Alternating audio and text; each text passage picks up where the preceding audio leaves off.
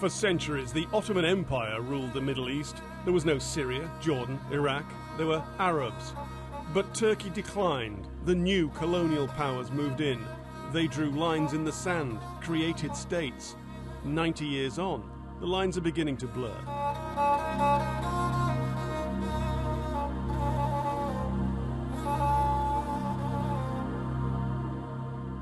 The Turks had left. The British and French arrived. They had a secret understanding to divide the empire between them, the Sykes-Picot Agreement. At the Versailles Peace Conference, more deals were done. By 1920, what is now Syria was under French control. All negotiations, decisions that were right for the day and served the interest of the parties then, during the First World War, while they were trying to defeat the Ottomans, and everyone knew that this was the sick of men of Europe, is about to disappear from the region. At first, they split it into three regions. One which was mostly Sunni Muslim, another where the Druze lived, a third in an area populated mostly by a Shia Muslim offshoot called Alawites. It didn't last, and by the time the Europeans returned to again fight in the Middle East, Syrian identity was forming. At the end of World War II, Arab nationalism gave birth to an independent Syria.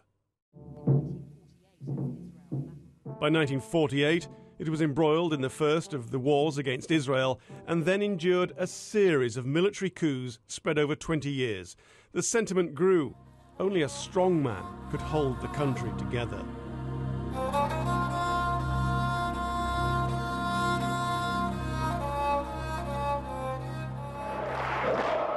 The strongest of the strong was Hafez Assad. He hailed from the Alawite minority, and he moved quickly to crush any militancy amongst the Sunni Muslim majority. He tried to unite the country using nationalism. I think the metrics which Hafez Assad used in order to bring the country together was not based on religious faith, it was based on national loyalties and obligation to Syria. He had a vision of Syria as an independent nation. There were Sunni uprisings, assassination attempts. But Hafez hung on to power until his death in 2000.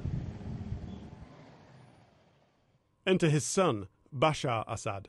Now there was an Alawite dynasty. The outside world hoped the young president would usher in an era of reforms.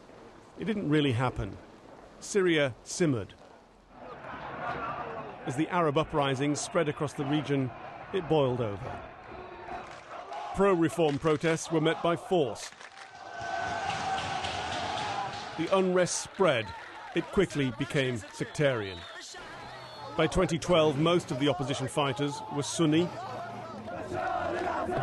The core of government support was the Druze, Christian and Alawite minorities, backed by Sunni loyalists.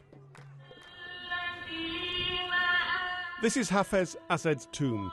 He'd managed to hold the lines the British and French drew, but this is a different time. There are new powers at work, and there are old allegiances to tribe and religion blurring the lines in the desert. Tim Marshall, Sky News.